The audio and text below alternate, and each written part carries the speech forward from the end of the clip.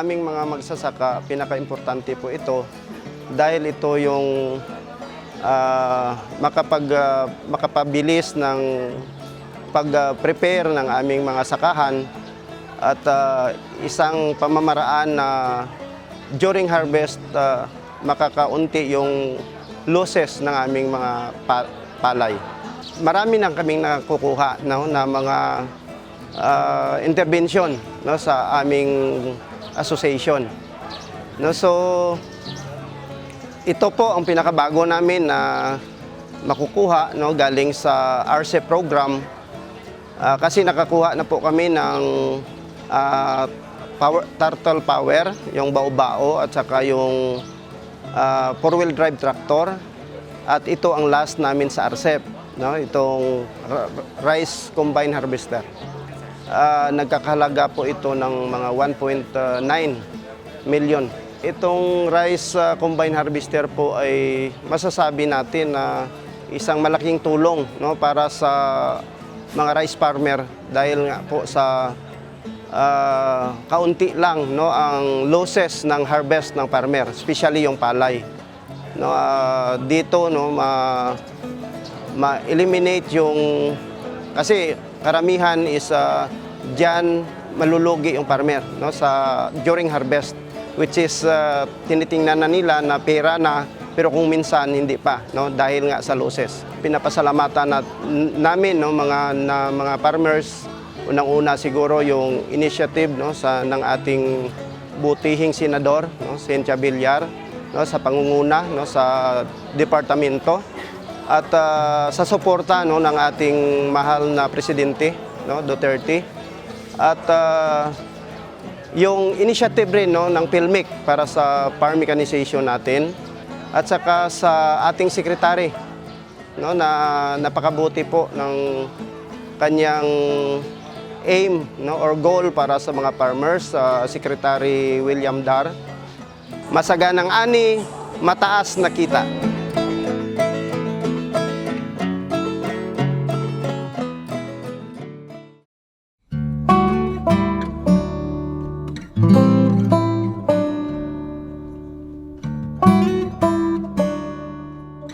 Ang mechanization ay importante kayo sa amon nga panguma tungod as a president sang Napublisan Irrigators Association, ang akon nga area covered of 1,258 hectares. That's why ini nga mga mechanization need gid sang amon nga asosasyon. Sa ngayon, ang traktor na aming ma-avail, I think hindi ito lagpas o makababa sa 1.3 million. Itong traktura na ito ay gagamitin namin lahat sa aming mga membro. Kasi ang aming mga membro nangangailangan din na mas madasig na pagtrabaho sa panguma. Sa ngayon pa lang, pinasasalamatan ko ang lahat na nag-spearhead, lalong-lalo na sa ating secretary, ang ating chairman sa Committee on Agriculture sa Senado, ang ating senador Cynthia Villar, at ang ating DA Secretary, si Secretary William Dar, at ganun pa man ang DA PhilMic Director na si Baldwin Halumera, at ang sa DA 12 sa kay Director Ginis Arpia.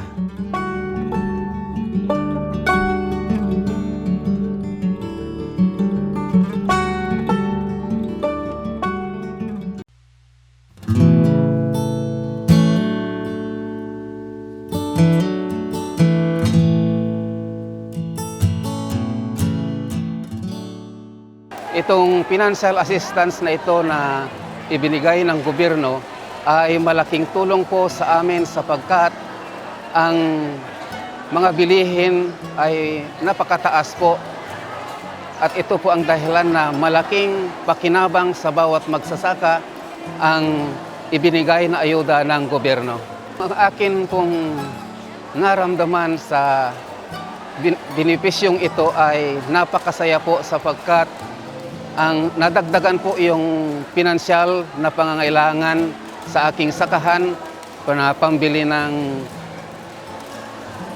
pesticide o dagdag sa abono, gayon na rin sa patuloy na pagpinans doon sa aking sakahan. Bilang isang magsasaka, ang kahilingan ko sa ating gobyerno na sana ay ipagpatuloy ang ayudang ito upang madagdagan o matugunan ang pangangailangan ng bawat magsasaka sa ating bansa. Sa Department of Agriculture ay lubos ang aking pasasalamat sa ahensyang ito na nawa ay patuloy silang tumulong sa mga nangangailangang maliliit na magsasaka katulad po namin. Masaganang ani, mataas na kita.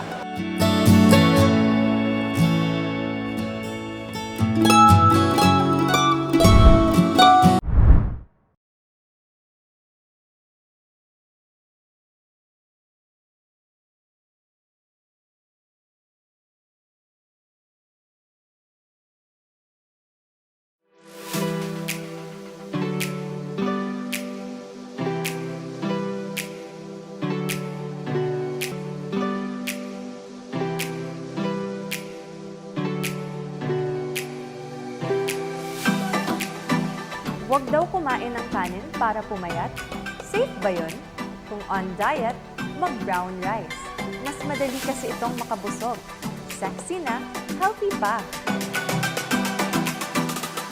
Ang brown rice ay hindi espesyal na variety ng bigas. Ito ay unpolished rice na karaniwan ding tinatawag na pinawa o palay na inalisan lamang ng balat o ipa.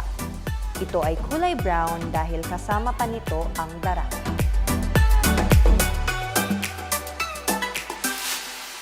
Ang brown rice ay mayaman sa fiber, kaya nire-recommend ito sa mga nagda-diet.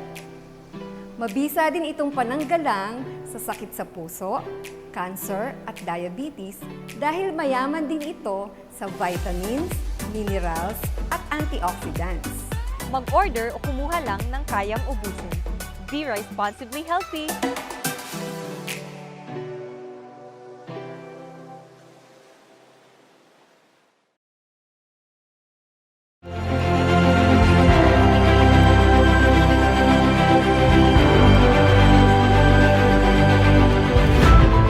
Bilang isang mamamayang Pilipino, nakikiisa ako sa panatang huwag magsayang ng kanin at bigas.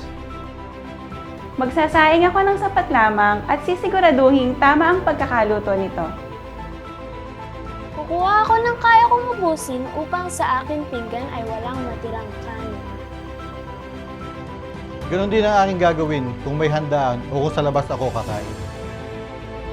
Ang brown rice o pinawa ay aking kakainin. Pati na ang ibang pagkain bukod sa kanin tulad ng saba, kamote at mais.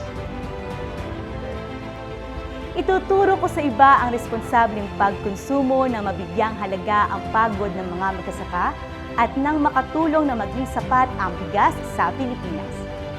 Aking isa sa puso. Ang panatang ito Dahil sa bawat butil ng bigas O kanin na aking matitipid. Ay may buhay Na masasagip.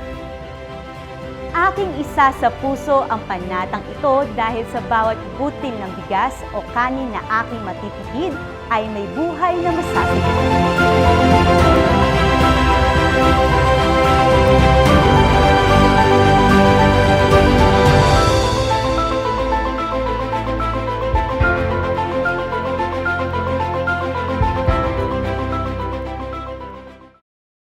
Mga huwana mula sa sektor ng agrikultura at pangisdaan, isang magandang balita para sa inyo. Inihahandog ng Department of Agriculture sa pamamagitan ng Agricultural Credit Policy Council ang Financial Assistance for Women in Agriculture o Agri-Pinay. Sa Agri-Pinay, ang mga babaeng miyembro ng pamilya ng mga magsasaka at mangingisda, kabilang ang mga kababaihan mula sa indigenous groups, ay maaaring makahiram ng hanggang 100,000 piso bilang kapital para sa pagsisimula o pagpapalago ng kanilang agri-fishery-based projects tulad ng pagtatanim, pangingisda, pagpoproseso at pagmemerkado ng kanilang mga produkto. Ito ay walang interes, walang kolateral at babayaran sa loob ng 5 taon. Kung interesado, makipag-ugnayan sa Gender and Development Focal Person ng inyong DA Regional Field Office.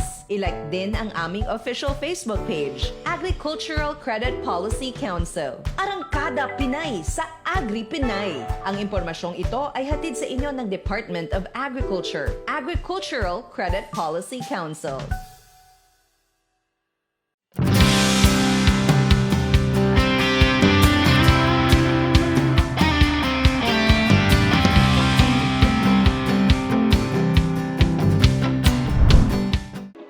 Ako si Marbel Asprelia, mag-uumasa nyo Lambunaw. Nabalaan namon ining proyekto nga ini pag-declare sang amon teknisyan nga magsali sa RSBSA. Nagpasalamat kami diri kay may ara kami nga benepisyo halin sa gobyerno naton, kay Presidente Duterte na nakabulig ini sa amon nga mga farmers. Ining amon nga palayan, mga mag-isa na kabulan, gamito namon ini sa amon nga palay, bakal ka mga herbicide, bakal sang mga chemicals. Tani, magsigi pa ini, hasta sa nagapangabuhi kami nga mga farmers. Ang ako lang mambal sa Department of Agriculture, salamat gid kaayo kay nakahatag kamo sang benepisyo sa amon nga mga farmers. Sobrang pasalamat namon ini sa inyo.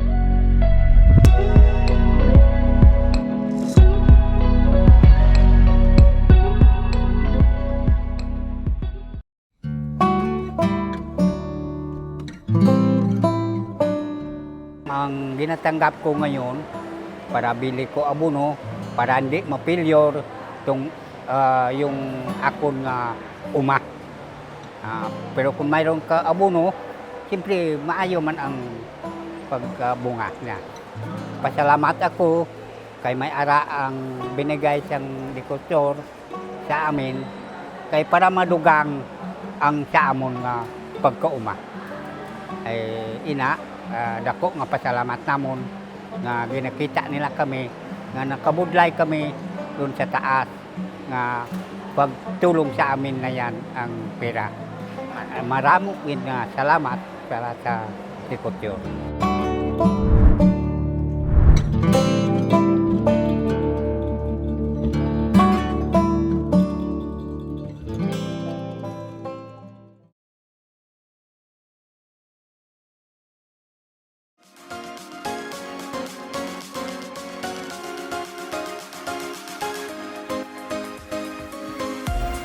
Tiwala ako sa kapwa Pinoy, kaya bigas ng Pinas ang pinipili ko.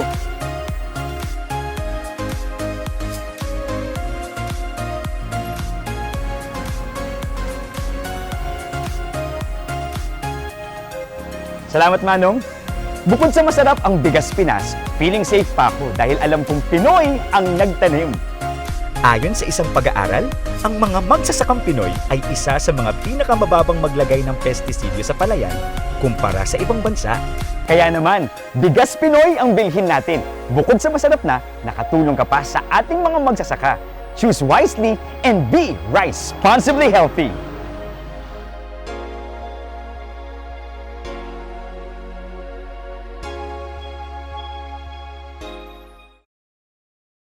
Kumusta? Welcome sa Maging Champion Farmer, ang show kung saan haharap sa hamon ang magbubukid. Kung mananalo, bibigyan siya ng Champion Farmer Medal. Kasama natin ngayon si Farmer Sue, at ang hamong kakaharapin niya ay ang African Swine Fever. Ang African Swine Fever ay isang virus na kumakalat sa alagang baboy at baboy damo. Hindi mahawahan ng tao. Pero kung mahawahan ng isang baboy, mamamatay ito. Maraming magbubukid sa mundo ang nalulugi dahil sa African Swine Fever. Pero, pwedeng maiwasan ang sakit na ito kung susundin ang ilang biosecurity measures. Okay, panoorin natin si Farmer Sue. Nako!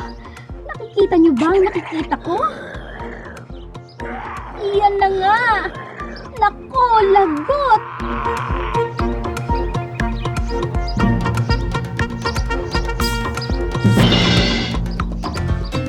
Nako, lagot! Huwag mo silang pakainin ng kaning baboy!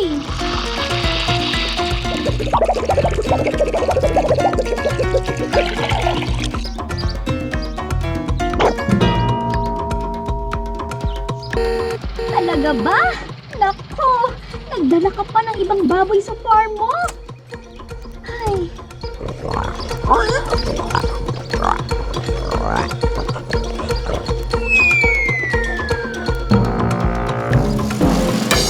Hinayaan niya ring pumasok at makikain ng baboy damo? Hindi makipag-mate?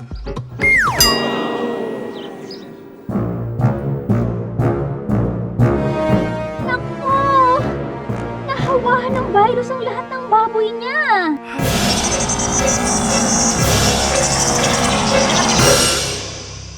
Tulungan natin si Farmer Sue para hindi mangyari ito. Para makontrol ang virus, kailangan kontrolin ang farm. Una, bumuo ng koral ng baboy. Pwedeng gawa ito sa kahoy o semento. Basta't hindi madidikit ang mga baboy mo sa iba pang hayop.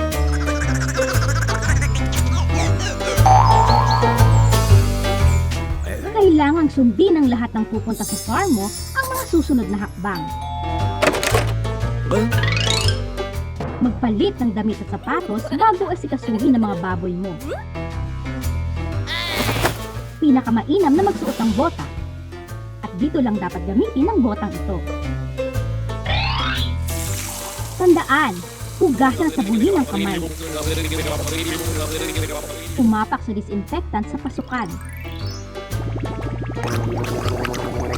Kung mahigit sa isang koral ng baboy mo, umapak ulit sa disinfectant bago pumasok sa ibang koral.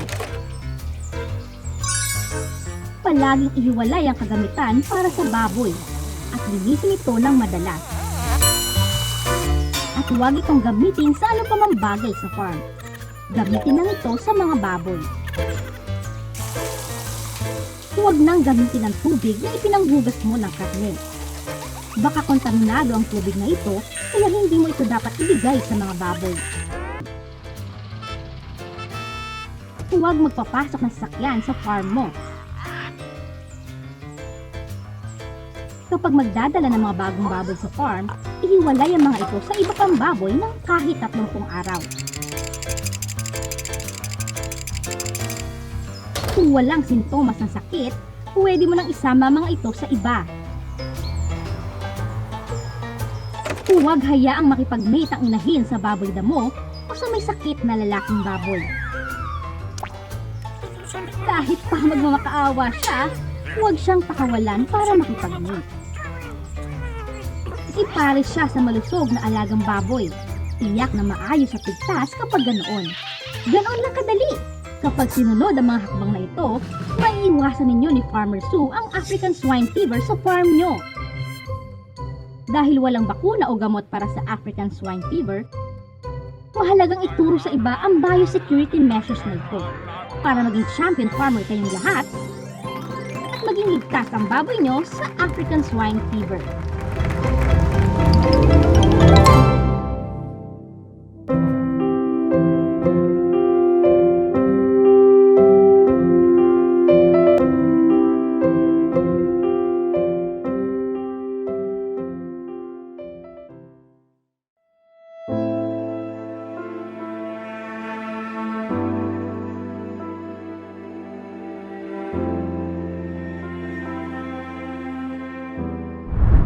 At the onset of the COVID-19 pandemic in the first quarter of 2019, quarantine lockdowns were imposed to halt the spread of the virus. Mobility was limited to only frontline personnel. Checkpoints were set up. Consumers were panic buying food and essential items. Through all these, President Rodrigo Roa Duterte made a solemn promise to an anxious Filipino public. That there will be sufficient food, that there will be no hunger in the coming weeks because we have enough supplies. The President kept this promise as he directed broader focus and higher public investments on the agriculture sector throughout 2020 and 2021. In response to the Office of the President, work closely with Congress for the quick passage of the Bayanihan to Heal as One Act. This was also a declaration of confidence to the 45th Secretary of the Department of Agriculture, Servant Leader Dr. William Doliente Dar. As the implementing agency to look after the country's food security, the Department of Agriculture responded to this call with a flagship Plant program, better known as ALPAS, or Ahon Lahat Pagkaing Sapat kontra sa COVID-19. Philippine agriculture found itself front and center of the country's COVID-19 response. Farmers and fishers became frontliners, dubbed as food heroes, and championing a sustainable food production system. The department was in the middle of the implementation of RCEP to secure the country's grain staple when the pandemic hit the country. Thanks to gains from the rice tariffication law, funds were available that helped boost rice production.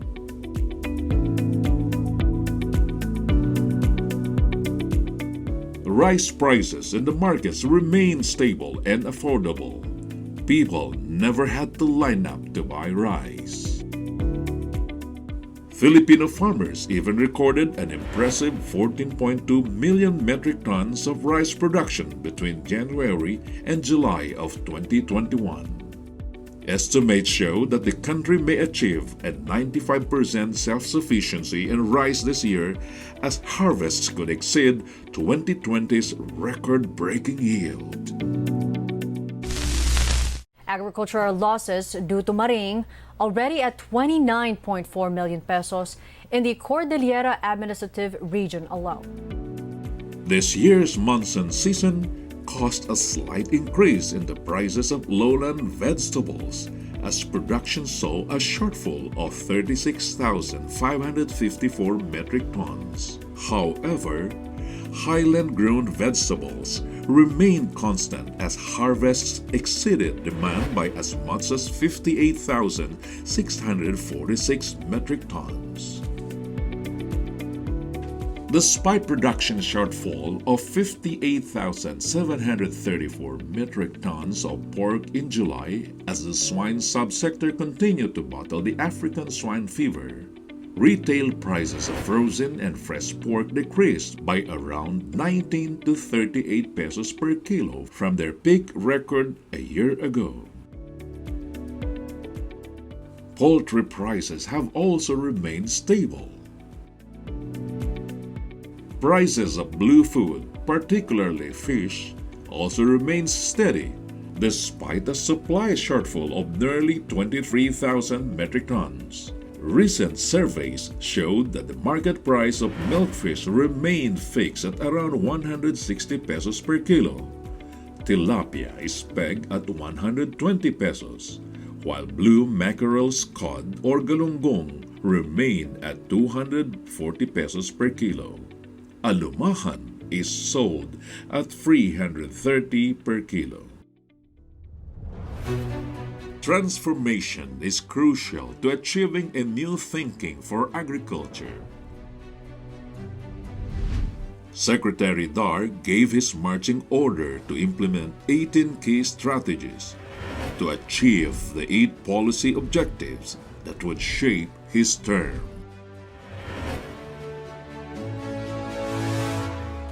Dar's leadership, including an insistence on a logical, science-based approach to agricultural development, gave farmers and fishers confidence.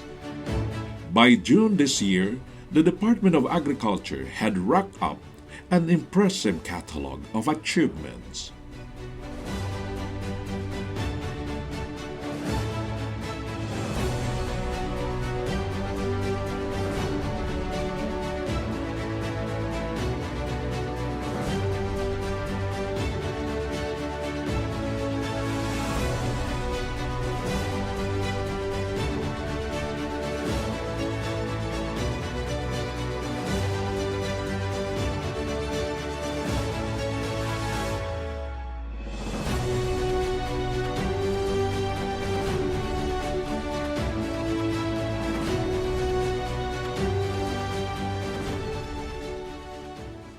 For 2021, the Department of Agriculture under DAR focused on three top priorities. One is keeping the nation food secure, increasing investments in agriculture. Number two is promoting agricultural exports by continuing to modernize.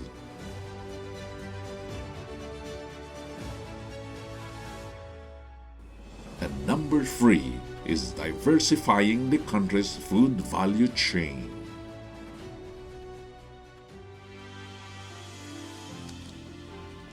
The agriculture sector demonstrated continued resilience over the first half of 2021.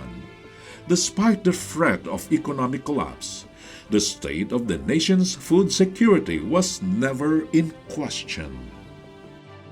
Despite the lockdowns, typhoons, and a trajectory-changing pandemic, the nation did not fall into the abyss of a major rice and vegetable shortage. The Filipino crop sector is the healthiest it has ever been. Food prices have remained stable and the food chain is up and running. Looking outward, the Department of Agriculture has also started initiatives to reclaim and keep hold of our country's agriculture export markets. I want to replicate what we did for rice with the rest of the agri-fishery sector, particularly in emergent commodities where we have comparative advantage, to include diversification and research for development. We can still enhance our export potential in mangoes, coconuts, pineapple, sugarcane, and milkfish. We have made a name on the world stage through those exports, and we all know it takes deep resources to uphold world-class stature. Faced with unprecedented crisis, Secretary Dar managed to steer the department with one of the most life-altering crossroads. Experts agree that his term as Agriculture Secretary, which has spanned 2 years thus far, has been unparalleled, not only in terms of managing crisis but also in terms of growth, policy reforms, and stability. With confidence, optimism, and faith in the Filipino farmer, the 1DA family pledges on pursuing initiatives for a historic recovery, not only for the agriculture sector but for the entire Philippine nation.